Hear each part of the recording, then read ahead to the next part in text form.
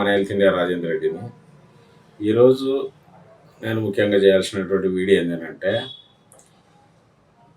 FMG students అంటే foreign medical graduation ఎవరైతే MBBS ఇతర దేశాల్లో చేసి ఇండియాలో ఎఫ్ఎంజీ ఎగ్జామ్ క్లియర్ చేసిన తర్వాత వాళ్ళకు ఇంటర్న్షిప్ చేయాల్సినటువంటి అవసరం ఉంటుంది. ఆ ఇంటర్న్షిప్ కూడా గవర్నమెంట్ వాళ్ళని ఏ మెడికల్ కాలేజ్కి కానీ ఏ టీచింగ్ హాస్పిటల్ కానీ వాళ్ళ పద్ధతి ప్రకారం వాళ్ళకి అక్కడ పోస్టింగ్స్ ఇస్తుంది. 1 ఇయర్ చేయాలి. అక్కడ ఏదైతే ఇంటర్న్షిప్ 1 ఇయర్ చేయాలనో ఆ 1 ఇయర్ని ఎఫ్ఎంజీ ఎగ్జామ్ రాసిన తర్వాత వాళ్ళు 1 ఇయర్ అక్కడ ఇంటర్న్షిప్ చేస్తే after that Telangana medical council కావచ్చు, లేకపోతే ఆంధ్రప్రదేశ్ మెడికల్ కౌన్సిల్ కావచ్చు, ఈ ఉమ్మడి రాష్ట్రాలల్లో వాళ్ళకి వైద్యము అంటే ఈ ఇండియాలో ప్రాక్టీస్ చేసుకునేటువంటి ఈ అర్హత పొందుతారు. సో ఇదంతా మీ అందరికి తెలిసిన విషయమే. కానీ ఇప్పుడు నేను చెప్పబోయాల్సింది ఏంది అని అంటే, నిజంగా ఇంటర్న్షిప్ ఇక్కడ చేసిన పిల్లలు కూడా చేయాల్సిందే 1 ఇయర్. లేదు బయట దేశాల్లో పనిచేసి వచ్చిన పిల్లలు కూడా ఇంటర్న్షిప్ చేయాల్సిందే. సో ఇక్కడ నేను చెప్పాల్సింది పర్టికులర్గా ఏంది అని అంటే, ఇక్కడ చేసే పిల్లలకు మాత్రమే స్టైఫండ్ ఇస్తున్నారు, వాళ్ళతో పని చేయించుకుంటున్నారు. సేమ్ సమానంగా ఇక్కడ పనిచేసేటువంటి ఏదైతే ఇంటర్న్షిప్ చేసే పిల్లలతో పాటు సమానంగా ఇంటర్న్షిప్ చేసేటువంటి ఫారెన్ మెడికల్ గ్రాడ్యుయేషన్ స్టూడెంట్స్ ఎవరైతే ఉన్నారో వాళ్ళు కూడా సమానంగానే వీళ్ళతో పాటు వాళ్ళు ఇంటర్న్షిప్ చేయడం జరుగుతుంది. కానీ ఇక్కడ లోపం ఏం జరుగుతుంది అని అంటే, వాళ్ళకేమో స్టైఫండ్ ఇస్తున్నారు, వీళ్ళకేమో స్టైఫండ్ ఇవ్వట్లేదు. కానీ సుప్రీంకోర్టు గైడ్ లైన్స్ నిన్న ఒక సుప్రీంకోర్టులో ఒక ఆర్డర్ అయింది. అది కూడా యూపీ నుంచి. వాళ్ళు సుప్రీంకోర్టులో ఒక 11 మంది పిల్లలు కేసు ఫైల్ చేసినారు. ఏమని, మాకెందుకు ఇవ్వట్లేదు స్టైఫండ్ అంటే, సుప్రీంకోర్టు క్లియర్గా గైడ్లైన్స్ ఇచ్చింది.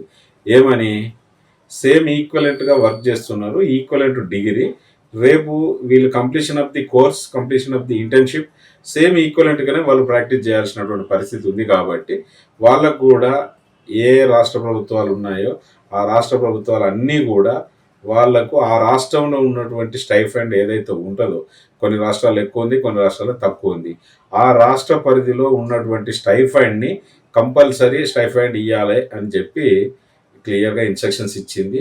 అది ఎన్ఎంసీకి గైడ్లైన్స్ పంపించింది. మరి ఆ ఎన్ఎంసీ మన రాష్ట్రాల గైడ్లైన్స్కి ఇంకా పంపలేదు.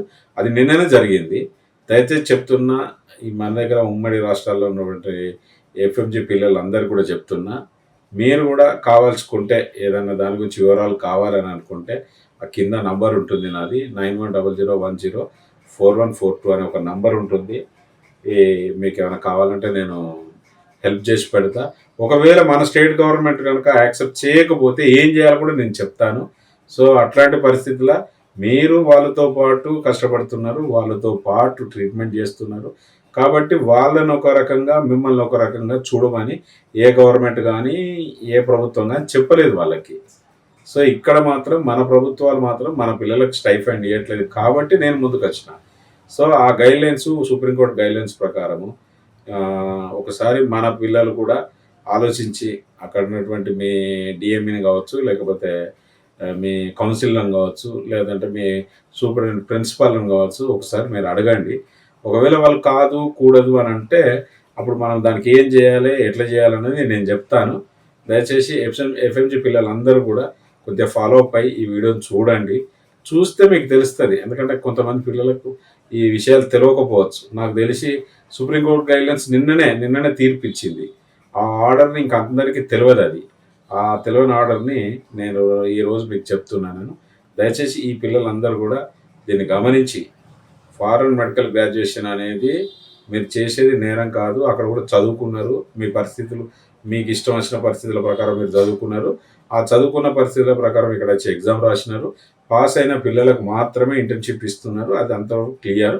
కానీ స్టైఫండ్ మాత్రం అందరితో పాటు సమానంగా మీకు కూడా ఇవ్వాలి. ఈ స్టైఫండ్ కొరకు మీకు ఏదన్నా ఇబ్బంది జరిగితే, లేదా మీకు ఏదన్నా స్టైఫండ్ ఇవ్వకుండా వాళ్ళు ఏమన్నా మిమ్మల్ని ఇబ్బంది పెడితే, మీ డీన్ కానీ మీ ప్రిన్సిపాల్ కానీ ఏమైనా ఇబ్బంది పెడితే నాకు ఏమైనా కాల్ చేయండి, నేను వాళ్ళతో మాట్లాడతా. ఉమ్మడి ఆంధ్రప్రదేశ్ కానీ తెలంగాణ కానీ ఎక్కడైనా కూడా నేను మాట్లాడగలుగుతా. దయచేసి ఆ పిల్లలకు నేను ఎంకరేజ్ చేసి చెప్పేది ఏంటంటే, ఈ స్టైఫండ్ కొరకు మీరు ఇబ్బంది పడద్దు. ఎందుకంటే ఈ స్టైఫండ్ తెచ్చుకునే హక్కు మీకు ఉంది. కష్టపడే హక్కు ఎంత అవుతుందో స్టైఫండ్ తెచ్చుకునే హక్కు కూడా మీకు ఉంది. ఇవ్వాల్సిన బాధ్యత ప్రభుత్వాలకు ఉంది. దాని మీద మనం ముందుకెళ్దాం. థ్యాంక్ యూ అండి. Thank you.